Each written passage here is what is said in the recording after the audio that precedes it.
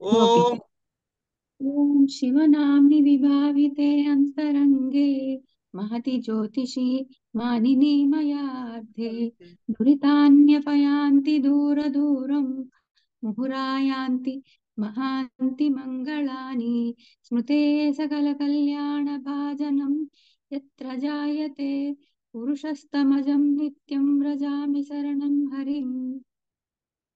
ॐ शन्नो मित्रः शं वरुणः शन्नो भवत्वर्यमां शन्न इन्द्रो बृहस्पतिः शन्नो विष्णुरुक्रमः।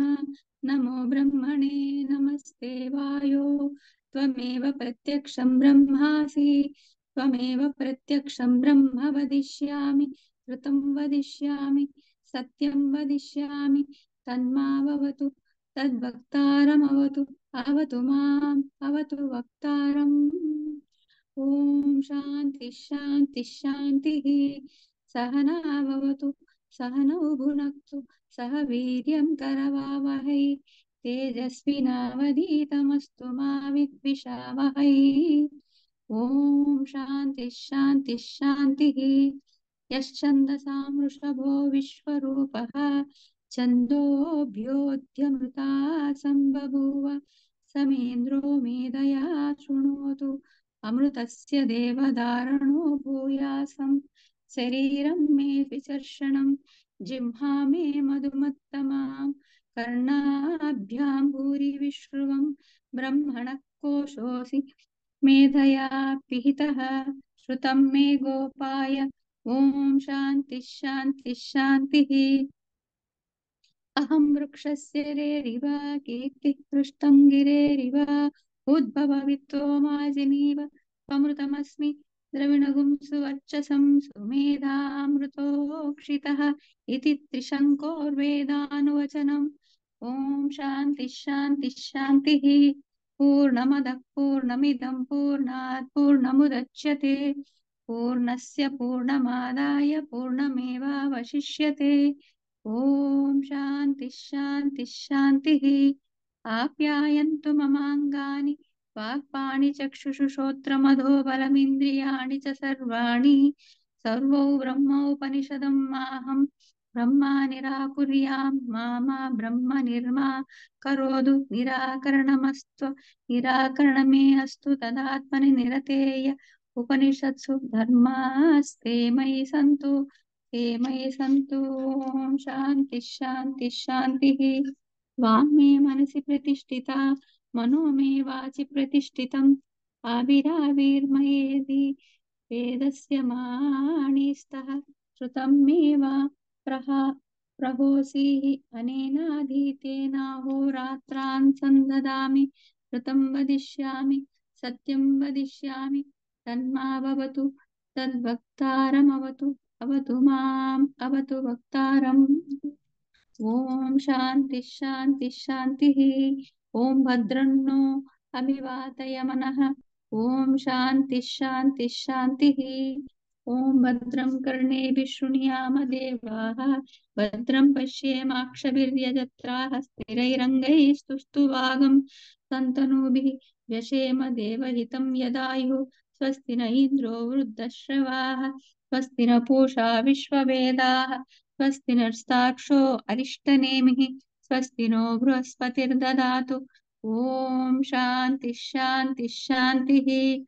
ॐ नमो ब्रह्मादिभ्यो ब्रह्म विद्या संप्रदाय कर्तृभ्यो वंश नमः गुरुभ्यो नमो गुरुभ्यः सर्वोपप्लवरहितः प्रज्ञानघनप्रत्यगर्भो ब्रह्मैवाहमस्मि अधीहि भो भगवः।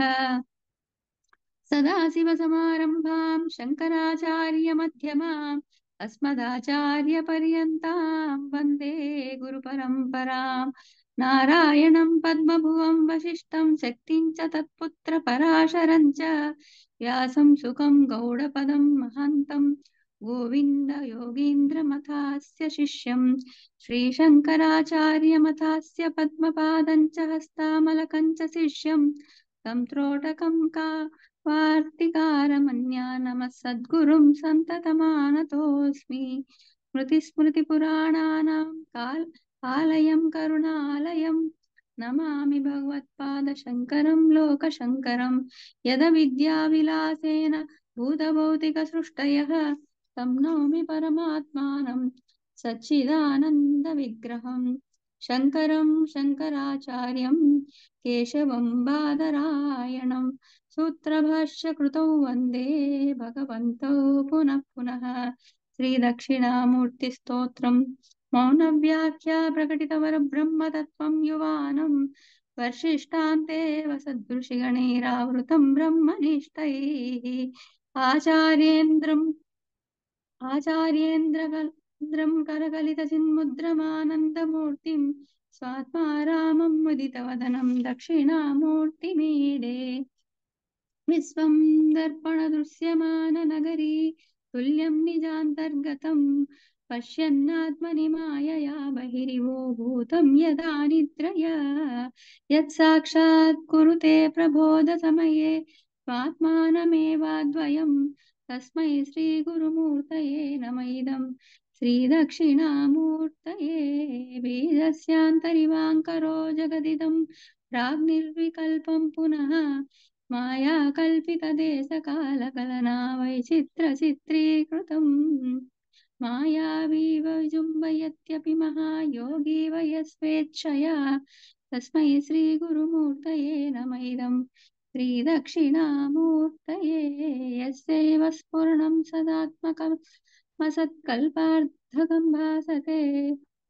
साक्षात्त्वमसीति वेदवचसा यो बोधयत्याश्रितान् यत्साक्षात् करणाद् भवेन्न पुनरावृत्तिर्भवाम्भोनिधौ तस्मै श्रीगुरुमूर्तये नम इदं श्रीदक्षिणामूर्तये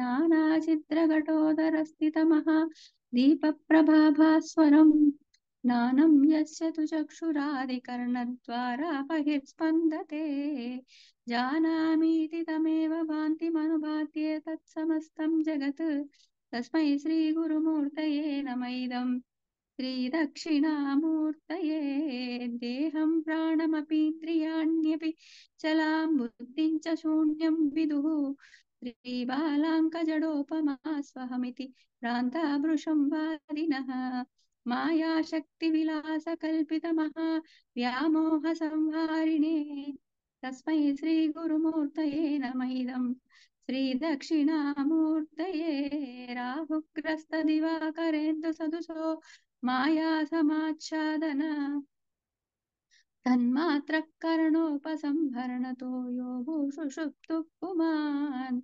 रागस्वास्वमिति प्रबोधसमये यप्यत्यभिज्ञायते तस्मै श्रीगुरुमूर्तये नम इदं श्रीदक्षिणामूर्तये बाल्यादिष्वपि जाग्रदादिषु तथा सर्वास्ववस्थास्वपि व्यावृत्तास्वनुवर्तमानमहमत्यन्तस्फुरन्तं सदा स्वात्मानं प्रकटीकरोति भजतां यो भद्रया मुद्रया तस्मै श्रीगुरुमूर्तये नम इदं श्रीदक्षिणामूर्तये विश्वं पश्यति कार्यकारणतया सस्वामि सम्बन्धतः शिष्याचार्यतया तथैव पितृपुत्राध्यात्मना भेदतः स्वप्ने जागृति वा य एष पुरुषो माया परिभ्रामितः तस्मै श्रीगुरुमूर्तये नम इदं श्रीदक्षिणामूर्तये भूरम्बांस्य नलोम्बरमहर्नाथो हिमांशुः पुमान् नित्याभाति चराचरात्मकमिदं यस्यैव मूर्त्यष्टकम् नान्यत् किञ्चन विद्यते विमृशताम् यस्मात् परस्मात् विभो तस्मै श्रीगुरुमूर्तये नम इदं श्रीदक्षिणामूर्तये सर्वात्मा त्वमिति स्फुटीकृतमिदं यस्मादमुष्मिंस्तवे तेनास्य श्रवणात् तदर्थमनदात् ध्यानाच्च सङ्कीर्तनात् सर्वात्मा त्वमिति महाविभूतिसहितं स्यादीश्वरत्वं स्वतः सिद्ध्येतत्पुनरष्टधा परिणितं चैश्वर्यमव्याहतम् वटविटपि समीपे भूमिभागे निषण्णं सकलमुनिजनानां ज्ञानदातारमारात् त्रिभुवनगुरुमीशं दक्षिणामूर्तिदैवं जननमरणदुःखच्छेददक्षं नमामि।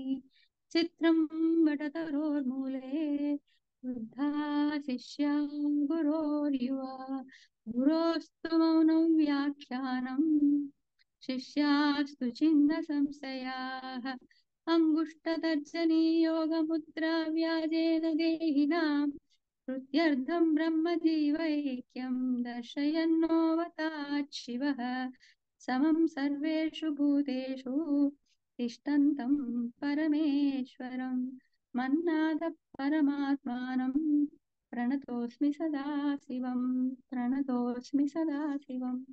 जय श्री कृष्ण।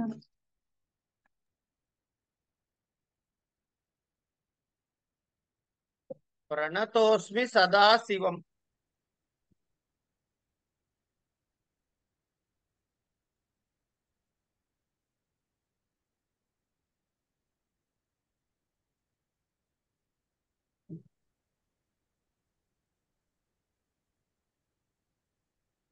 सेयं ज्ञानस्य परानिष्ठा उच्यते कथं कार्या इति।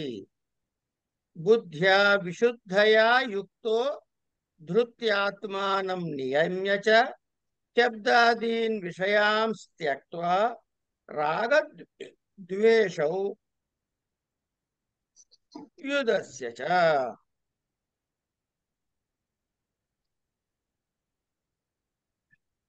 बुद्ध्या अध्यवसायात्मिकया विशुद्धया मायारहितया युक्तः संपन्नः धृत्या धैर्येण आत्मानं कार्यकारणसंघातं नियम्य च नियमनं कृत्वा वशीकृत्य शब्दादीन् शब्दः आदिः येषां ते शब्दादयः तान् विषयान् त्यक्त्वा सामर्थ्यात् शरीरस्थितिमात्र हेतुभूतान् केवलान् मुक्त्वा ततः अधिकसुखार्थान् त्यक्त्वा इत्यर्थः।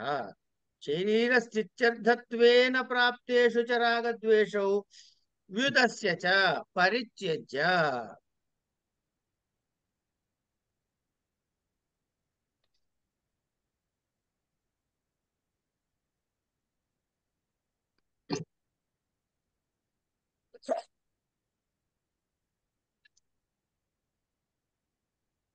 बुद्ध्या विशुद्धया మాయారహితముగా బుద్ధ్యా బుద్ధి అంటే నిశ్చయాత్మకమైందండి నిశ్చయాత్మకమైన బుద్ధి చేత యుక్త కూడుకున్నవాడై ధృత్వా ధైర్యముచే ఆత్మానం శరీర ఇంద్రియ సంఘాతాన్ని నియమ్యచ నియమం చేసుకుని కట్టుదిట్ట చేసుకుని శబ్దాదీన్ శబ్దస్పర్శ రూపరసగంధాదులైనటువంటి వీటిని విషయాలను త్యక్త్వా విడిచిపెట్టేసి రాగద్వేషౌ రాగమును ద్వేషమును యుధస్య చ పరిత్యజించి. ఇక్కడ ఇన్కంప్లీట్ గా ఉంది సెంటెన్స్, పర్వాలే. ఏం చెబుతున్నారు? ఇప్పుడు మనకు జ్ఞానం గురించి ఇంత ముందు వరకు ప్రశంస చేశారు. ఇప్పటి వరకు ఆ కర్మని వదిలేసి జ్ఞానం దీనిలోకి ఎలా ఎంటర్ అవుతాం వరకు చెప్పి తీసుకొచ్చారు. కాబట్టి ఆ జ్ఞానము యొక్క పరానిష్ట ఎట్లా ఉంటుంది, ఎలా చెయ్యాలి అనేటువంటి విషయాన్ని చెబుతూ సేయం జ్ఞానస్య పరా నిష్టోచ్యతే కథం కార్యేతి, ఎలా చేయాలో చెబుతున్నాడు. ఏమిట? బుద్ధ్యా అధ్యవసాయాత్మికయా విశుద్ధయా మాయారహితయా. ఎన్ని విశేషణాలు వేశారు చూడండి. మాయారహితమైన, ఇది మింగుడు పట్టడానికే కష్టం. నిశ్చయాత్మిక బుద్ధితో కూడుకున్నవాడై ధైర్యముచే, ధైర్యము అంటే ధృతి, దాని మీద నిలబడి కార్యకారణ సంఘాతమును దేని వల్ల ఏది పుడుతోంది, దేనికి ఈ పుట్టిన దానికి ఏది కారణము, అంటే ఏది ఎప్పుడైతే కార్యము అని ఉన్నదో, కార్యము అన్నది అనిత్యమైన విషయం. ఇది స్టాండర్డ్ గా పెట్టుకోవాల్సిన విషయం. కారణము నిత్యము. అయితే కారణం ఏమవుతోంది అంటే ఇంకొక దానికి కార్యం అయిపోతుంది. ఒకసారి దానికి కార్యస్థితి వచ్చేస్తే అది మళ్ళీ అనిత్యమే. అప్పుడు ఏం చేయాలి, దానికి కారణమైనది ఏమిటి అని పట్టుకుంటాం. ఇలా ఫైనల్ గా మిగిలే కారణము ఏనికి ఆ కారణము కార్యము కాదు, ఆ కారణం దగ్గర ఆగుతాం. సరే, ఈ కార్యకారణ సంఘాతం చేత ఇది లేకుండా దాన్ని నియమనం చేసుకుని అంటే స్వాధీనపరుచుకొని ఏం చేయాలి, శబ్దస్పర్శ రూపరసగంధాలనే విషయాలను విడిచిపెట్టాలి. పెట్టి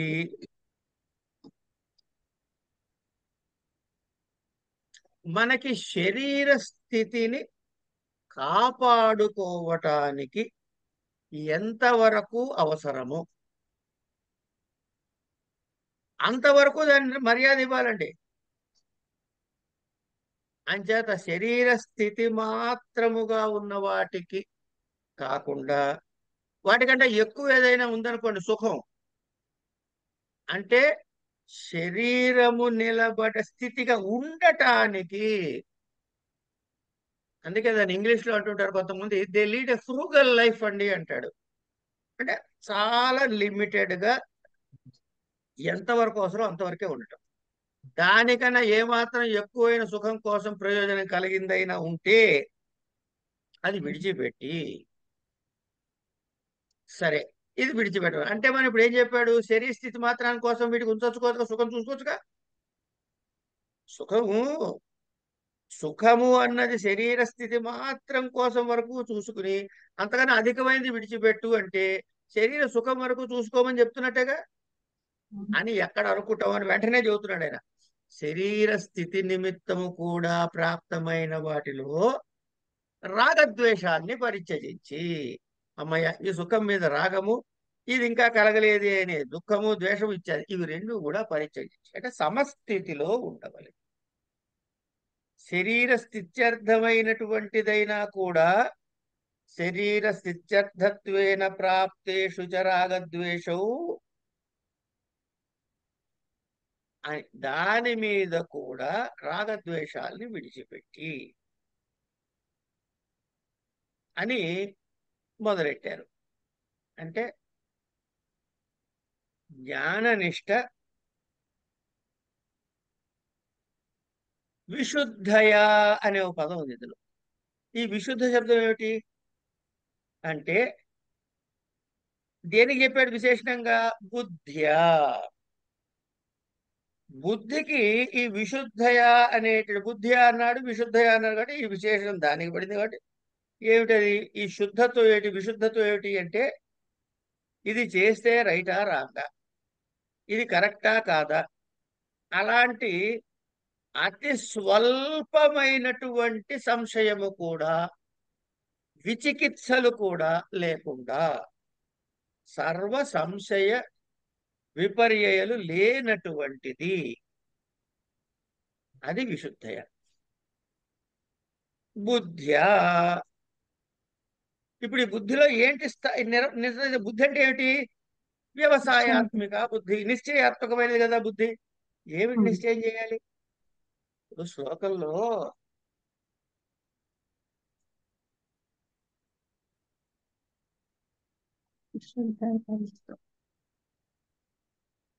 విశుద్ధయా బుద్ధ్యా విశుద్ధయా,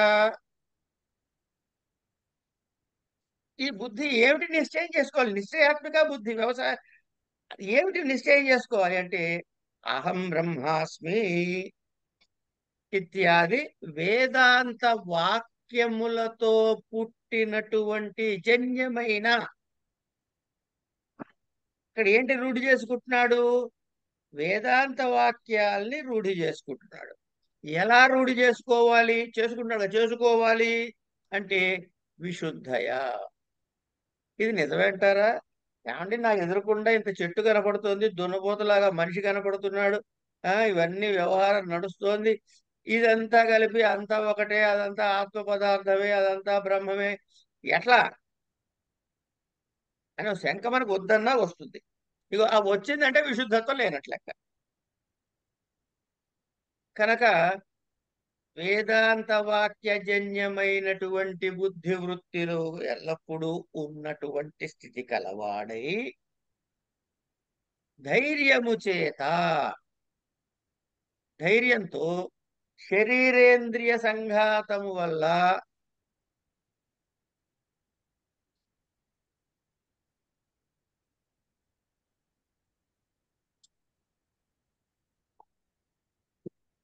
ఏం చేయాలి? వాటి ప్రవృత్తిని నివారించాలి. ఆ ప్రవృత్తిని నివారించి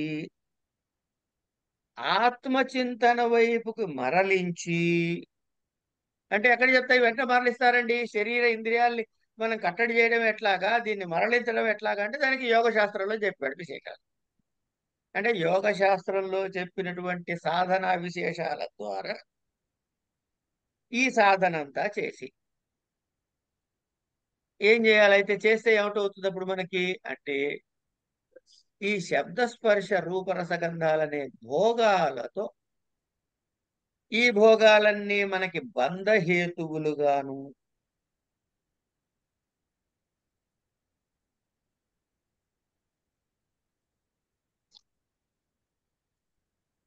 వీటిని నేను ఎంతవరకు వాడుకోవాలయ్యా అంటే నా జ్ఞాన నిష్ట కోసం శరీర స్థితిని ఎంత మాత్రం నేను నిలుపుకోవాలో ఆ ప్రయోజనం సిద్ధించేంత వరకు ఉపయుక్తమైనటువంటి వాటి వరకు మాత్రమే అవి నిషిద్ధములు కావు.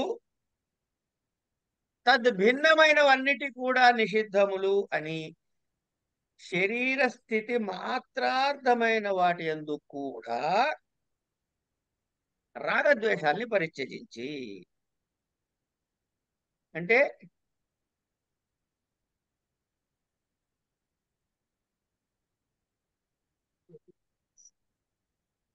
రాగద్వేషాల్ని పరిత్యజించి అంటే ఏమిటైంది ఇక్కడ? ఏ ఇంద్రియాల యొక్క వ్యాపారము, ఏ రాగద్వేషములతో మనం అనుసంధానము వలన మనకి కలిగినటువంటి జ్ఞానమునకు విక్షేప స్థితి కలుగుతుందో, జ్ఞాన విక్షేప స్థితికి కలుగుతుందో వాటిని పరిత్యజించి, ఎట్లా? నియతంగా పరిత్యజించాలి, ఇక సమస్య లేదు అందులో. అలా పరిత్యజించి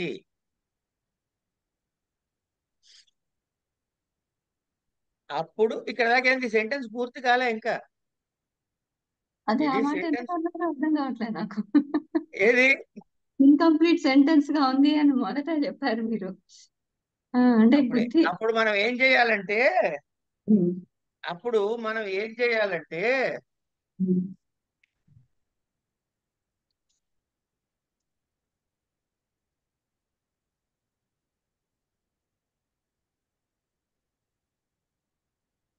51వ శ్లోకంలో ఉన్నాం కదా మనం.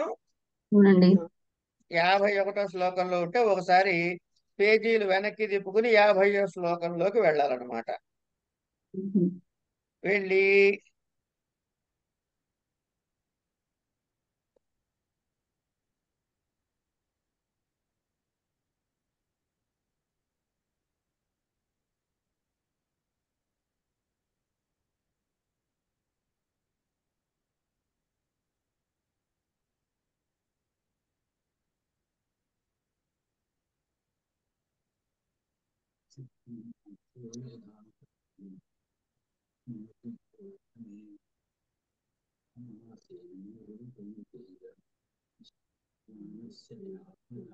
ముందుకు వెళ్తే ఉమ్, 53వ శ్లోకంలో వస్తాం ఇప్పుడు మనం కాసేపట్లో అక్కడికి.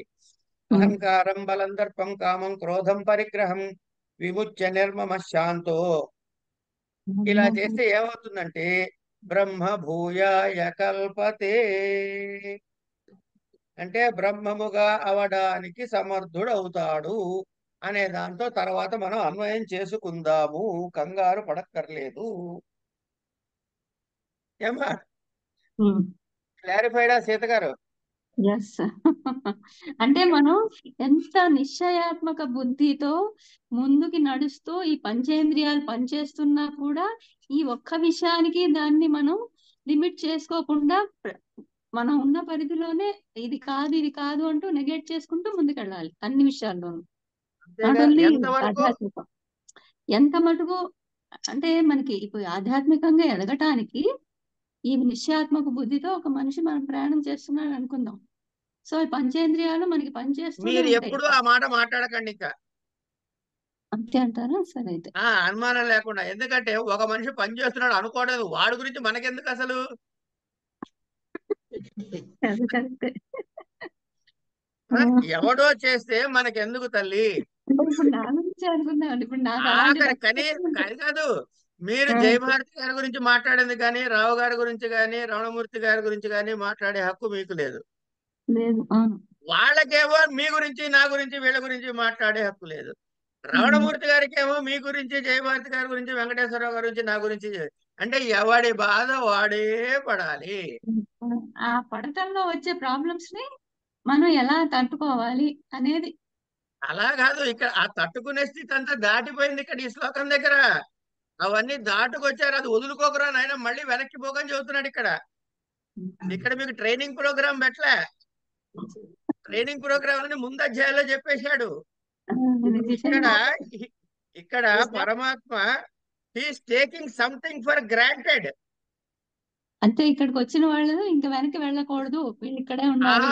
అది అది మళ్ళీ జారకుండా పట్టుకొని ఆయన అని ఉమ్. ఒక పేంబత్తంతో పట్టుకు చెబుతున్నాడు. అదే. ఓకే, అర్థమైంది. అది అంటే మళ్ళీ ఇక్కడ చెప్పండి అమ్మా, మీరేదో చెప్పారు. సాధారణంగా రాగద్వేషో ఉదస్యచ అంటున్నాడు కదా, అది కొంచెం కన్ఫ్యూజింగ్ గా ఉంది. ఏం కన్ఫ్యూజన్ లేదు. అంటే వదిలిపెట్టేసిన వదిలేసి తర్వాత అంతే వదిలేసి వదిలేయండి. Okay okay. ఉమ్, చెప్పండి. రావు గారు ఏదో అన్నారు, వెంకటేశ్వరరావు గారు. ఇప్పుడు ఎవరిని గురించి మాట్లాడటానికి గురించి సాధారణంగా ఏమంటారంటే అండి, ఒక ఇద్దరు ఉన్నారనుకోండి, వాడిని గురించి వాడు చెప్పుకోడు చెడ్డగా, ఎదుటి వాడిని గురించి చెప్తే వాడు ఊరుకోడు. సో వీళ్ళిద్దరు కూడా వాళ్ళ గురించి మాట్లాడింది, అక్కడ లేని వాడు థర్డ్ పర్సన్ గురించి మాట్లాడుకుంటారు. ఇంకో విషయం నెక్స్ట్ ఏంటి, ఈ ఇద్దరిలో ఒకడు వెళ్ళిపోయాడు అనుకోండి, వీడి గురించి చెబుతాడు, వెళ్ళిపోయినాడు గురించి చెబుతాడు. అని చెప్పట్టండి. ఉన్నవాడు ఏమనుకుంటాడు, వీడు ఏదో చాలా గొప్పవాడుగా మాట్లాడుతున్నాడు, ఏదో వీడికి ఏం తెలియదు, మేమేదో అమాయకుడు అనుకున్నాను, వాడో వాడు అనుకుంటాటండి. ఇది ఆపుకోండి, మీరు మీరు నార్మల్ లైఫ్ లో కూడా చెప్తారు. అవును, మీకు ఇక్కడ చిన్న సరదా ఎక్స్పీరియన్స్ చెబుతా అండి. స్టేట్ బ్యాంక్ లో పనిచేసినప్పుడు ఇన్స్పెక్షన్ లో ఉండి సుమారుగా 68 బ్రాంచ్లు ఎన్నో తిరిగాం. వెళ్ళిన ప్రతి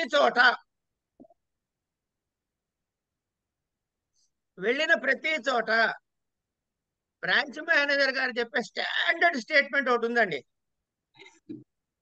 పాత ఆయన మొత్తం అంతా కంపు చేసి వెళ్ళాడు, నేను వచ్చాకనే దీన్ని బాగు చేయడం మొదలెట్టా. దానికి కాదు సార్, ఇప్పుడు ఎక్కడా అదే మాట, ప్రతి చోట అదే మాట. వెళ్ళిపోయిన వాడికి అడ్డాడు. అయితే ఇక్కడ చిత్రమైన విషయం ఏంటంటే, ఏమండి నేను వచ్చిన తర్వాత ఈ బ్రాంచ్ని బాగు చేశాను అని చెప్పేవాడు. సరే, నేను నవ్వుకునేవాడు, అయిపోయింది. ఇప్పుడు కాసేపు ఉదాహరణకి మా వెంకటేశ్వరరావు గారు బ్రాంచ్ మీద అనుకుందాం, ఒక బ్రాంచ్కి. ఎందుకంటే ఎదుర్కొన్న వాడిని చెప్పాలి, పక్క వాడిని చెప్పకూడదుగా. ఇప్పుడే చెప్పారు ఎదుటి వాడి గురించి చెప్పుకోవాలని. ఏమండి ఆయన బ్రాంచ్ మేనేజర్ అయితే, ఈయన వెళ్ళిపోయారు, కొత్త వాడు వచ్చాడు, మా రమణమూర్తి గారు వచ్చారు బ్రాంచ్ మేనేజర్ గా. ఆయన అంటారు అనమాట, రావు గారండి మొత్తం ఇంత కంపు చేసేయండి, నేనే వచ్చి చచ్చి చెడి దీన్ని బాగు చేస్తున్నాను అన్నారు. అయిపోయింది. ఇక్కడికి 4 బ్రాంచ్ల తర్వాత మళ్ళీ వెళ్తే వెంకటేశ్వరరావు గారికి ప్రమోషన్ ఇచ్చి పెద్ద బ్రాంచ్ మేనేజర్ గా వేశారు. అక్కడ ఆయన ఇదే మాట అంటున్నాడు అని. నేను ఆ బ్రాంచ్ లో పనిచేశానండి, అంతకు ముందు చండాలం అంతా నేను కడిగి వచ్చాను, మరి ఇప్పుడు తర్వాత వాడు ఏం చేశాడో నాకు తెలియదు అంటాడు. మన నెత్తి మీద ఏ పేడ రాసుకోం, తోసేయటమే. ఇవి తప్పించుకోలేము, ఇది ప్రపంచం అంతా మనకి ఇవి కనపడుతూనే ఉంటాయి. జారిపోవడానికి ఇది ఒక కాదండి బాబు, కాదండి బాబు, జారిపోవడానికి కాదండి బాబు. ఒక విషయం గమనించండి, ప్రపంచం అంతా ఇట్లాగే ఉందంటే ప్రపంచం ఈజ్ ఈక్వల్ టు ఒకటే అని అయిపోయిందా లేదా? అంటే మనం వేరుగా చూస్తున్నాం, అదే తప్పు. అలా కాదమ్మా, ప్రపంచం అంతా యూనిఫామ్ గా తప్పుగానో రైట్ గానో ఆలోచిస్తుందా లేదా? అప్పుడు పర్సన్ తీసి పక్కన పెడితే వాళ్ళ థాట్ ప్రాసెస్ ఒకటైపోతుంది, అద్వైతమేగా. కరెక్ట్. సరదాగా చెప్పుకునే మాటలు. ఇంతకీ ఈయన ఏమంటాడంటే, తతః తర్వాత, వివిక్త సేవీ లఘ్వాసి యత వాక్కాయ మానసః ధ్యాన ముందు యోగ శరీరం పరో గురించి నిత్యం రవి చెప్తున్నాడు. వైరాగ్యం సముపాశ్రితః. వివిక్త ఇక్కడ సేవీ, ఇక్కడ సగంలో విడిచిపడ్డ ముందు శరీరం గురించి వాటి గురించి చెప్పి తర్వాత ధ్యానం వాటి గురించి చెప్పారు. అంతేనండి. అంతే అంతే అమ్మా. మీరు ఇంకొకటి గమనించినట్లయితే,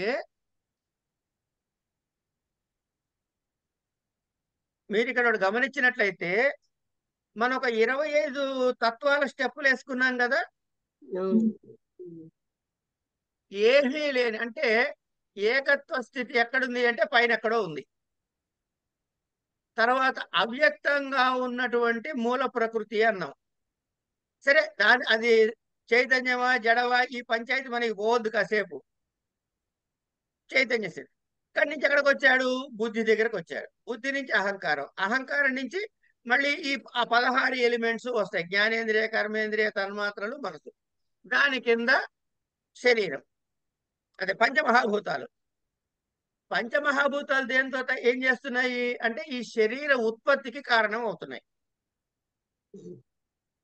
కనుక ముందు వాటిని నియమం చేయటం వల్ల, అంటే మనం వెనక్కి మడత వేయటం ప్రారంభం చేయటం ఎక్కడ చేయాలి? పంచభూతాల దగ్గర నుంచిగా వెనక్కి వెళ్ళాలి. పంచభూతాలు కారణమైతే కార్యమైతే కారణం ఏమిటవుతున్నాయి? పంచతన్మాత్రలు అవుతున్నాయి.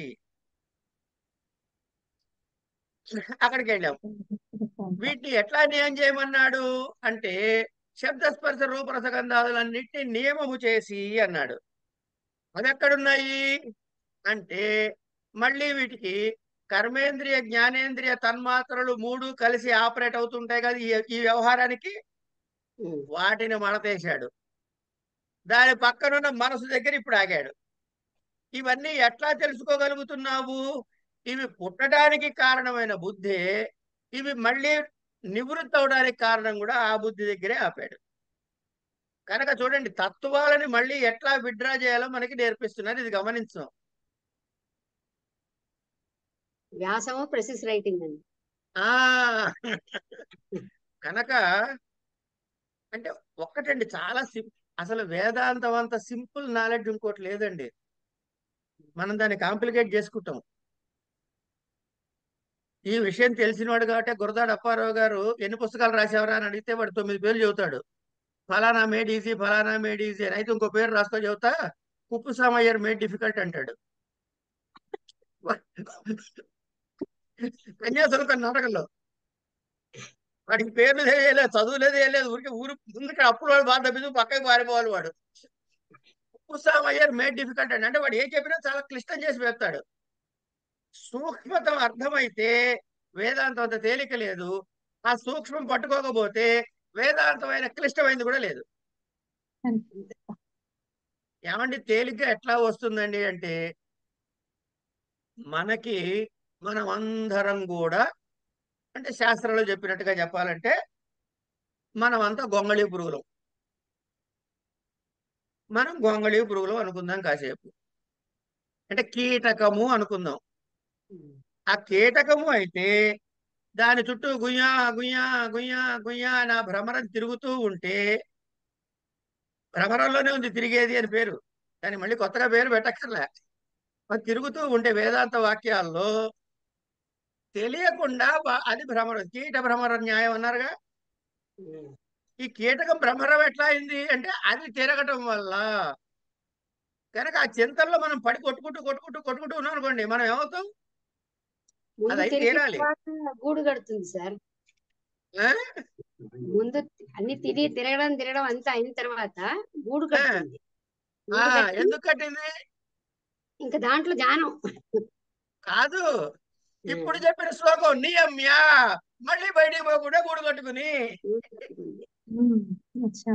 అప్పుడు ఒకసారి క్రిమిత్వం కీటకం నుంచి క్రిమిత్వం వచ్చేస్తే ఇక మళ్ళా దానికి వెనక్కి పోవడం లేదు, లేదు. వెనక్కి పోవడం లేదు.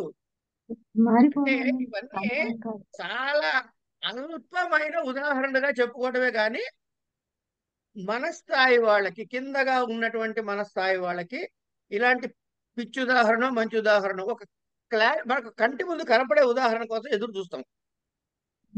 ఎందుకంటే knowledge always known to unknown.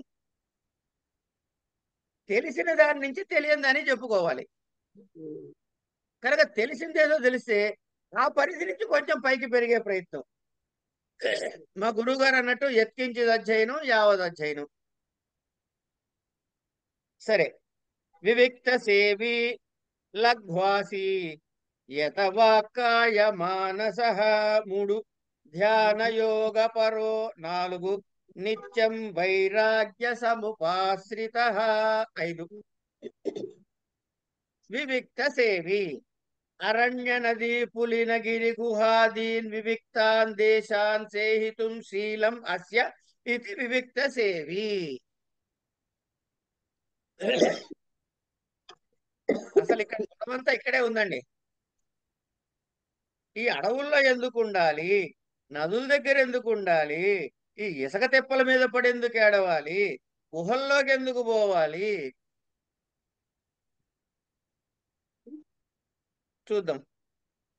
లఘ్వాసి లఘ్వసనశీల వివిక్త సేవా లఘ్వాసత్నయో నిద్రాది దోష నివర్తకత్వేన చిత్త ప్రసాద హేతుత్వాత్ గ్రహణం. అందుకని తీసుకోవాలట.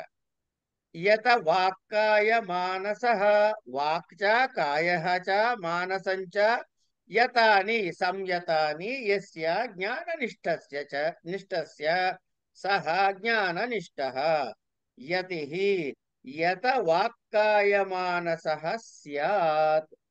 ఏవం ఉపరతః సర్వకరణః సన్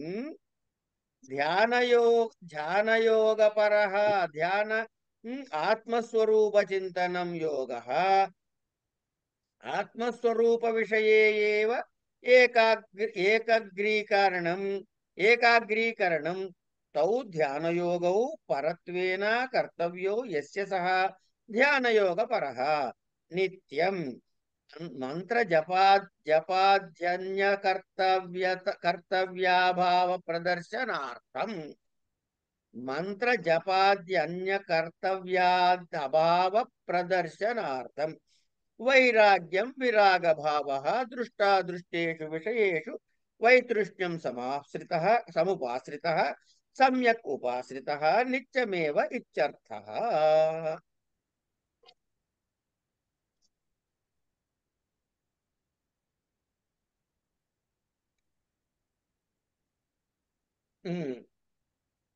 లఘ్వాసి అంటే ఏంటండి మీనింగ్? నాకు తెలియదా? ఇందాక చెప్పుకున్నామే ఫ్రూగల్ లైఫ్ అని. అది ఫ్రూగల్ డైట్ చేయండి. భోజనం చాలా నిమిత్తముగా, చాలా తక్కువగా, అశనము తక్కువగా. ఓకే. వివిక్త సేవి అండి అంటే మితంగా అని చెప్పచ్చు సార్. మితమే, మితాహారము. మితాహారము మితాహారి అయి స్టార్ట్ చేయాలి. అక్కడే అసలు మొదలవుతుంది ప్రాబ్లం వల్ల. అవును. సరే, దానికన్నా ముందు వివిక్త సేవి అంటే రహస్య దేశములను సేవించు స్వభావము కలవాడైన వాడు. ఏమండి అదేమిటి అంటే లఘ్వాసి మితముగా భుజించేవాడు. యత వాక్కాయ మానసః నియంతమైనటువంటి వాక్కు, శరీరము, మనసు కలిగిన వాడు. నిత్యం ధ్యానయోగ పరః ధ్యానం దేని మీద చేస్తాడు? ఆత్మస్వరూప చింతనం మీద. యోగం దేనికి చేస్తాడు? ఆత్మ విషయమునందు ఏకాగ్రత కొదలటానికి ఈ రెండు కలిగినటువంటి వాడు, అంటే ఉత్కృష్టముగా చేయగలిగిన వాడు ఎవడో వాడు వైరాగ్యాన్ని సముపాశ్రిత బాగా ఆశ్రయించిన వాడై, ఇక్కడ కూడా ఇన్కంప్లీట్ సెంటెన్స్, వాడై అని ఆపారు ఇక్కడ. అంటే అరణ్య నది పులిన గిరి గుహాది వాస. ఇక్కడ మనం ఒక్కటి గమనించాలండి. ఫ్రాంక్ గా మొహమాటం లేకుండా, సిగ్గుపడకుండా, భయం లేకుండా 10 మందిలో ఒప్పుకోదలుచుకుంటే మానవుడు సంఘజీవి. వాడికి 10 మందిలో లేకపోతే నిద్ర పట్టదు. ఒక్కడు చీకట్లో ఉండగలడా? మీ ఇంట్లోనే కష్టం. ఒక్కసారి ఊహించండి, ఒక పెద్ద కోటను ఊహించండి. అందులో మీరు ఒక్కళ్ళే ఉన్నారు. ఏ రూమ్ లో ఎవ్వరూ లేరు. మీ జోలికి ఎవ్వరు రావట్లేదు. మిమ్మల్ని ఎవరు పలకరించట్లేదు. మీ భటులు వెళ్తూ వెళ్తూ అన్ని తాళాలు వేసి వెళ్ళారు. అయినా ధైర్యంగా ఉండగలవా? నేనైతే ఉండలేను అందొక్కసేపు. మీ సంగతి మీరు చెప్పుకోండి, నాకు తెలియదు. నేను ఉండలేను. అయిపోయింది. జారిపోయినట్టే. ఎందుకు? అది కాదు, ఎందుకు వచ్చింది ఆ భయం? అక్కడ ఆగండి. అసలు ఆ. కీలకం అంతా ఇక్కడే ఉంది. ఆ. ఎందుకు భయం వచ్చింది? సరే, ఇల్లు వదిలేద్దాం కాసేపు. ఓ నది ఒడ్డుకు పోదాం, గంగ ఒడ్డును కూర్చుందాం. కాశీ వెళ్ళాం, గంగకి వెళ్దాం, స్నానం చేసాం, అందరూ చేస్తున్నారు, మనము చేసాం, అయిపోయింది. అందరూ వెళ్ళిపోయిన తర్వాత మీరు ఒక్కరు వచ్చి ఆ కేదారేశ్వర గుడి పక్కన మెట్ల దగ్గర కూర్చుని గంగని చూస్తూ తెల్లవారుజాము వరకు గడపగలరా? లేదు, కష్టం. ఎందుకు? అసలు ఎవరు లేరనే థాటే ముందు అసలు భయం వేసేస్తుంది. అదే భయానికి కారణం కదా? ఒంటరితనానికి ఏకాంతానికి అదే డిఫరెన్స్ అండి. ఆ? అంతే.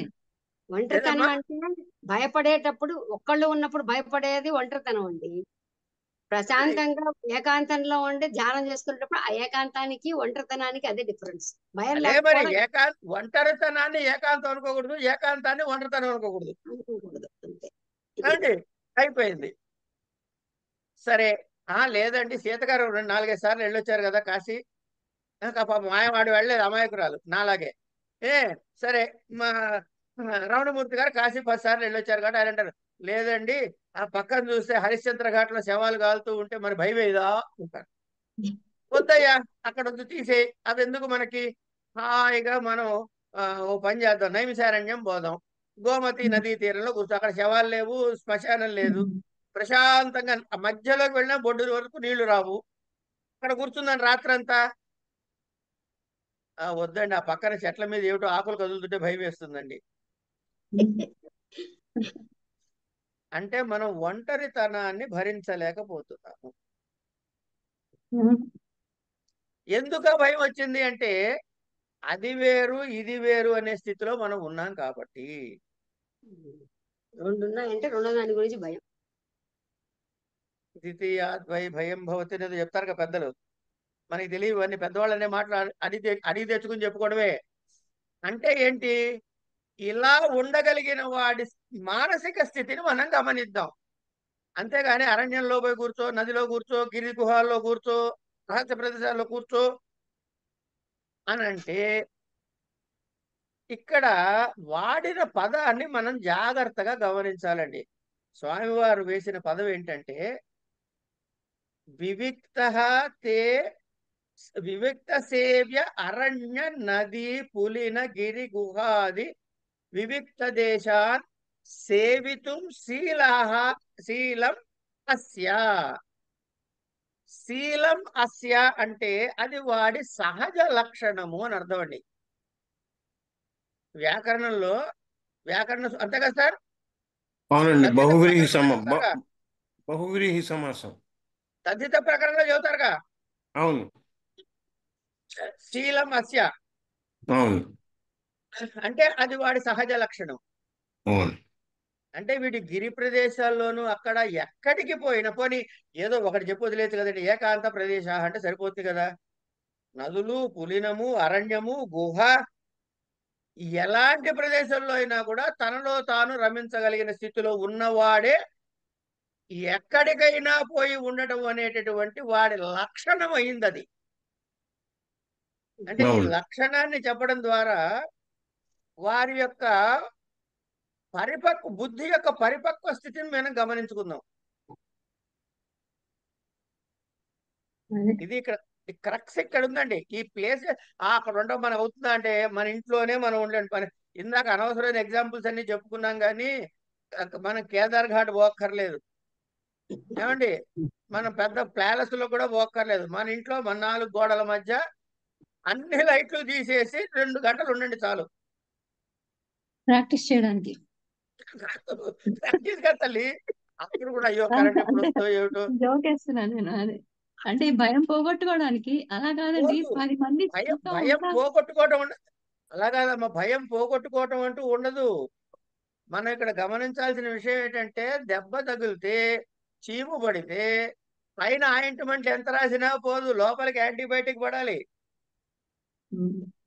పుండు ఇక్కడ ఉంది, మందు ఇక్కడ పడుతోంది అంటే ఏమిటనమాట, లోపలికి పడాలి. ఆ బుద్ధి మీద ప్రభావం పడాలి, అప్పుడు కదా మనకి సంస్కరించబడేది. మనకు కనపడేది ఏమిటి, అంటుకున్న పెద్ద బిల్డింగ్, ఇంత నిప్పులా అనుకుంటా. వాడు అదేం పట్టించుకోడు. ఎక్కడ ప్రారంభించి అక్కడ నీళ్లు కొడతాడు, మొత్తం మంటలు ఆరిపోతాయి, వద్దన్న ఆరిపోతాయి. కనుక సమస్య ఎక్కడుందో అక్కడికి పోవాలి. మన సమస్య దగ్గర ఎక్కడుంది ఏమండి, మన దగ్గర సాధారణంగాను అదో లఘువాసి అంటే మితాహారం తీసుకుంటే అన్ని వచ్చేస్తాయని టైపులో ఇలా ఉపవాసాలు ఈ తినకుండాను కొంచెం కొంచెం తిండి ఇలాంటి వాళ్ళు ఎక్కువ ఉన్నారు. కానీ ఆ యతవాక్కాయ మానస దాని తర్వాత ధ్యాన యోగం అలాంటి వాడు ఎవడు కనపడ్డు. ప్రతిదీ ఇదొక్కటే లఘువాసి, అదొక్కటే చేత అవుతుంది కాబట్టి. ఏదో ఉపవాసం అది ఉంటే కాదు. బ్రహ్మాండంగా ఉపవాసం ఒకటి సినిమాలు చూస్తూ ఉంటారు ఈ టైపు. అది కాదు ఏమిటోనమ్మా, ఏకాశు ఇవాళ శనివారం ఉపవాసం, ఆ డబ్బా జంతికెళ్ళి పట్టరా. అక్కడ టీవీ సీరియల్ లేకపోతే ఇంకోటి లేకపోతే దిక్మాల కబుర్లు ఇవే ఉంటాయి. అంతే. వాడు చేసేది అదొక్కటే లఘువాసి, అదొక్కటి చేత అవుతుంది కాబట్టి. ఇంకోటి లఘువాసికి విపరీతార్థం చెప్పుకుని ఇప్పుడు అది కాదు రమణమూర్తి గారు, సార్ నాలాంటి తెలివి లేని వాడు ఉంటాడు ఒకడు. వాడు ఏం చదువుతాడు తెలుసా, లఘువాసి అంటే దానికి వెంటనే వ్యాఖ్యానం చెప్పాలి కదా. వినేందుకు మీరు ముగ్గురు దొరికారు కనుక నేనేం చెప్తానంటే లఘువాసి అంటే చాలా తక్కువగా తినమని. అంటే మనకి ఎంత ఆకలేస్తే అంత 10 సార్లుగా 10 చిన్న చిన్న ముద్దలు తింటూ ఉండు అంటే మన జీవితం అంతా తింటూనే ఉంటాం. ఎక్కువ ఎక్కువ తినద్దు. 2 చపాతీలు తినమంటే అండి అన్నం తిన్నాక అన్నం తిన ముందా తర్వాత అని అడిగినట్టు. అట్లా ఉంటుంది మన పరిస్థితి.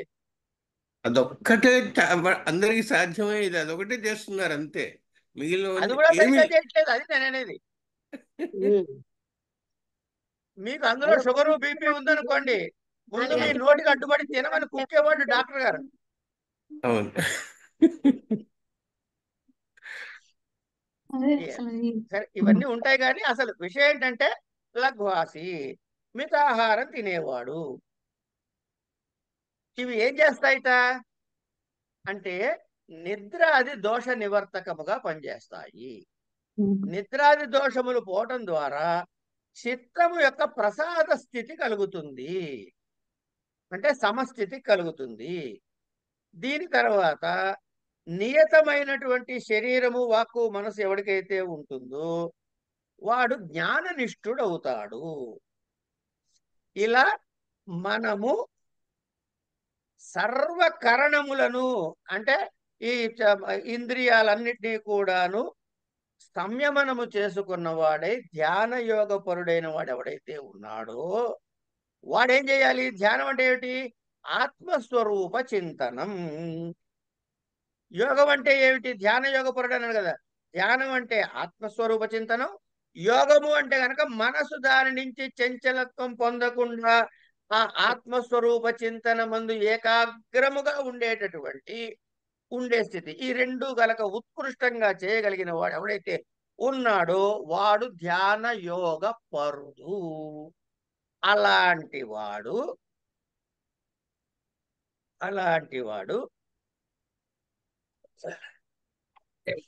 నిత్యం అన్నాడు ఇక్కడ. నిత్యం అంటే ఏమిటి? వాడు ఏ స్థితిలో ఉండాలి? ధ్యాన యోగ స్థితిలో నిత్యత్వంతో ఉండాలి. అంటే ఏంటన్నమాట? ఇక్కడ నిత్యము అంటే undisturbed, always, through and through.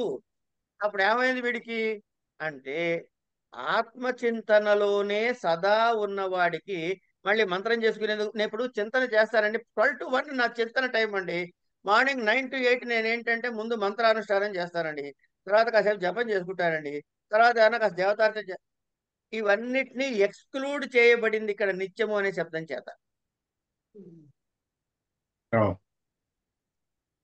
అలా సదా చింతనలో ఉండి ఎప్పుడైతే ఇలా ఉన్నాడో, మనసు ఏకాగ్రమైపోయి ఉన్నదో, ఇప్పుడు వీడికి కనపడే వాటి మీద కానీ కనపడినటువంటి స్వర్గాది ఫలముల మీద కానీ వీడికి ఇంకా అపేక్ష ఉంటుందంటారా? వైరాగ్య స్థితి కలుగుతుంది. అలా కలిగిన వాడై అని అన్నమాట. అలాంటి స్థితిలో ఉన్న వాళ్ళకి 10 మంది ఉన్నా కూడా వాళ్ళు ఉండగలుగుతారండి. అది ఒక ఉంటారండి. గొప్ప ఉన్నారు, అలాంటి వాళ్ళు ఉన్నారు, నేను చూశాను. మీరు కావాలి ఇవన్నీ వీళ్ళు మనకి ఎక్కడ పడితే అక్కడ కనపడుతూ ఉంటారండి. మనం వాళ్ళని చూడం అంతే. మన బాధ్యత ఏమిటంటే చూడాలి. అవి మనం చూడము. కారణం ఏంటంటే మీరు ఒక మంచి పెళ్లికి వెళ్ళండి, 100 మంది 1000 మంది వచ్చిన పెళ్లికి వెళ్ళండి. ఒక పెద్ద మనిషి ఎక్కడో మూల కూర్చుని ఓ తావళం తిప్పుకుంటూ ఉంటాడు. సరే, ఆయన జపం చేస్తున్నాడా ధ్యానం చేస్తున్నాడా పక్కకు పెట్టండి. ఇంత రద్దీలో కూడా ఆయన అక్కడి నుంచి చెల్లించలే. ఆయన తను ఏ పని మీద అయితే ఉండదలుచుకున్నాడో తనలో తాను బతుకుతున్నాడు. అది జపం చేస్తే ఏమంటే మరి జ్ఞానంలో జపాన్ని తప్పించారు కదండి. ఆయన ఆ స్థితిలో ఉన్నాడు, అది చేస్తున్నాడా లేదా గమనించండి. అంటే ఎలాంటి స్థితుల్లో ఉన్నా కూడా తను ఏ స్థాయి వరకు వచ్చాడో ఆ స్థాయిని నిలుపుకోవడానికో పై స్థాయికి వెళ్ళడానికో ప్రయత్నం జరుగుతుందా లేదా? దారిపోవడాల కార్యక్రమాన్ని ఆపుకోవాలి. అంతకు మించి ఇంకేళ్ళే. చీమగంగ మా గురువు గారు చెప్పినట్టు చీమగంగా యాత్ర అయ్యా బయలుదేరింది, వెళ్తుంది ఎప్పుడప్పుడు గంగకి. ఈ జన్మలో అదే పై జన్మలో వెళ్తుంది. నీకెందుకు? నాగపూర్ దాకా వెళ్ళింది, మళ్ళీ హైదరాబాద్ వస్తుందా? రాదుగా. ఆ పై స్టేషన్కి పోతుంది అనేవాళ్ళు. ఇంత సరళమైన మాటల్లో మన బాధ్యతని ఎట్లా గుర్తు చేస్తారో గురువులు అన్న వాళ్ళని చెప్తున్నా. కనుక ఇవాళ ఆదిభట్ల నారాయణదాస్ గారు పూనటం వల్ల చెప్పుకున్న హరికథని ఇక్కడికి ఆపుకుని గ్రంథం 2 శ్లోకాలకు మించి ముందుకు పోలేదు. ఇవాళ అసలు సిలబస్ లో 55వ శ్లోకం వరకు చదువుకుందాం అని అనుకున్నా, కానీ సరే ఇక్కడ వరకే వచ్చింది. ఎందుకంటే మధ్యలో వేరే ఫోన్ రావటం ఇత్యాదయ కానివ్వండి. ఇక్కడ కాకపోతే మిగతాది సోమవారం చూద్దాం. సోమవారం చూద్దాం. రేపు కలుద్దాం గురుగారు. రేపు కలవం. రేపే కదండి. రేపు కలవటం అంటే కలుస్తాం. రేపు కలుస్తాం. రేపు అక్కడ కలుస్తాం, పాఠంలో కలవం. 8:30 అక్కడ ఉండాలా సార్? కానీ 9కి రాండమ్మా చాలు. అది 8:30 అని టైపోలో మిస్టేక్ పడింది, కానీ 9 o'clockకి స్టార్ట్ చేస్తారు వాళ్ళు. ఏలే శలాక వారి ఉపన్యాసాన్ని మిస్ కాకూడదన్నది నా తాపత్రయం. అది ఫస్ట్ అండి ఆయన ఫస్ట్.